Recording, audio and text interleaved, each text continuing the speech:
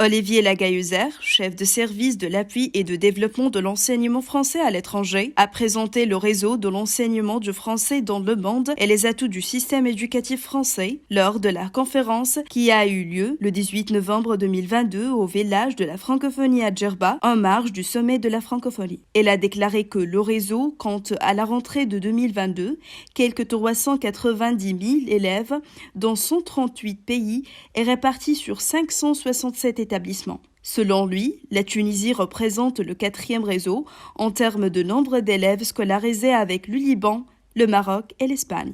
D'ailleurs, la France compte s'investir davantage dans l'enseignement du français en Tunisie. Il y a un projet qui a été mis en place, un projet Tunisie Pilote, mis en place par l'ambassade de France en Tunisie et qui a pour objet de développer le réseau de l'enseignement français en Tunisie. En réponse à notre question sur les raisons derrière l'engouement des familles tunisiennes à inscrire leurs enfants dans les établissements français, Olivier Lagahuzer a expliqué cela par l'intérêt pour la France. La France et la Tunisie ont des liens très anciens. Le français est une des langues de Tunisie.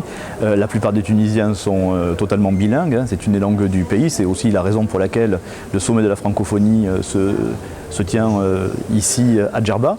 Et puis ces liens anciens font que aussi naturellement les systèmes éducatifs coopèrent les uns les autres. Et je pense aussi que les familles tunisiennes ont envie, en inscrivant leurs enfants dans un système éducatif étranger, en l'espèce le système éducatif français, de leur permettre d'intégrer des études supérieures en France à l'issue de leur scolarité secondaire. Cette rencontre a été aussi une occasion pour présenter les critères d'homologation des établissements scolaires français à l'étranger.